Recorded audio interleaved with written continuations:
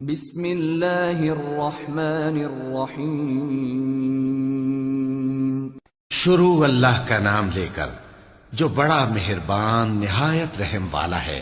قیامت قریب آ پہنچی اور چاند شق ہو گیا، اور اگر کافر کوئی نشانی دیکھتے ہیں تو منہ پھیر لیتے ہیں اور کہتے ہیں کہ یہ ایک پہلے سے چلا آتا جادو ہے، اور انہوں نے جھٹلایا اور اپنی خواہشوں کی پیروی کی، اور ہر کام کا وقت مقرر ہے، اور ان کو ایسے واقعات کی خبریں پہنچ چکی ہیں جن میں عبرت ہے، اور کامل دانائی کی کتاب بھی، لیکن ڈراوے ان کو کچھ فائدہ نہیں دیتے، تو تم بھی ان کی کچھ پرواہ نہ کرو۔ جس دن بلانے والا ان کو ایک ناگوار چیز کی طرف بلائے گا، فوراً آنکھیں نیچی کیے ہوئے قبروں سے نکل پڑیں گے گویا بکھری ہوئی ٹڈیاں ہوں۔ اس بلانے والے کی طرف دوڑتے جاتے ہوں گے۔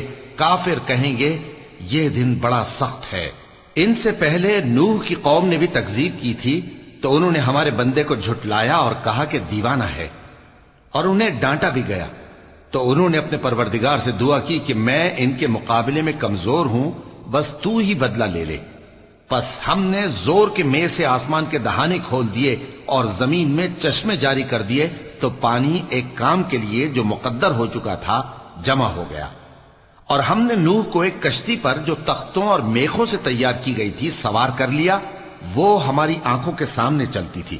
یہ سب کچھ اس شخص کے انتقام کے لیے کیا گیا جس کو کافر مانتے نہ تھے، اور ہم نے اس کشتی کو ایک نشانی بنا چھوڑا، تو کوئی ہے کہ سوچے سمجھے؟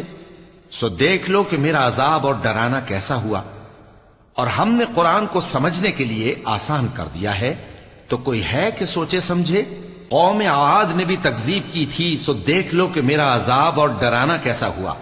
ہم نے ان پر ایک رہتی نحوست کے دن میں زبردست آندھی چھوڑ دی، وہ لوگوں کو اس طرح اکھیڑی ڈالتی تھی گویا اکھڑی ہوئی کھجوروں کے تنے ہیں۔ سو دیکھ لو کہ میرا عذاب اور ڈرانا کیسا ہوا۔ اور ہم نے قرآن کو سمجھنے کے لیے آسان کر دیا ہے، تو کوئی ہے کہ سوچے سمجھے؟ قوم سمود نے بھی خبردار کرنے والوں کو جھٹلایا، تو کہا کہ بھلا ایک آدمی جو ہم ہی میں سے ہے، ہم اس کی پیروی کریں؟ یوں ہو تو ہم گمراہی اور دیوانگی میں پڑ گئے۔ کیا ہم سب میں سے اسی پر وحی نازل ہوئی ہے؟ نہیں، بلکہ یہ جھوٹا بڑائی مارنے والا ہے۔ ان کو کل ہی معلوم ہو جائے گا کہ کون جھوٹا بڑائی مارنے والا ہے۔ اے صالح، ہم ان کی آزمائش کے لیے اونٹنی بھیجنے والے ہیں، تو تم ان کو دیکھتے رہو اور صبر کرو، اور ان کو آگاہ کر دو کہ ان میں پانی کی باری مقرر کر دی گئی ہے، ہر باری والے کو اپنی باری پر آنا چاہیے۔ تو ان لوگوں نے اپنے رفیق کو بلایا، اور اس نے اونٹنی کو پکڑ لیا، پھر اسے مار ڈالا۔ سو دیکھ لو کہ میرا عذاب اور ڈرانا کیسا ہوا۔ ہم نے ان پر عذاب کے لیے ایک زور کی آواز بھیجی، تو وہ ایسے ہو گئے جیسے باڑ والے کی چورا چورا ہو جانے والی باڑ۔ اور ہم نے قرآن کو سمجھنے کے لیے آسان کر دیا ہے، تو کوئی ہے کہ سوچے سمجھے؟ لوط کی قوم نے بھی ڈر سنانے والوں کو جھٹلایا تھا، تو ہم نے ان پر کنکر بھری ہوا چلائی، مگر لوط کے گھر والے کہ ہم نے ان کو پچھلی رات کے وقت بچا لیا اپنے فضل سے۔ شکر کرنے والے کو ہم ایسا ہی بدلہ دیا کرتے ہیں۔ اور لوط نے ان کو ہماری پکڑ سے ڈرا بھی دیا تھا، مگر انہوں نے ڈرانے میں شک کیا، اور ان سے ان کے مہمانوں کو لے لینا چاہا، تو ہم نے ان کی آنکھیں مٹا دیں۔ سو اب میرے عذاب اور ڈرانے کے مزے چکھو۔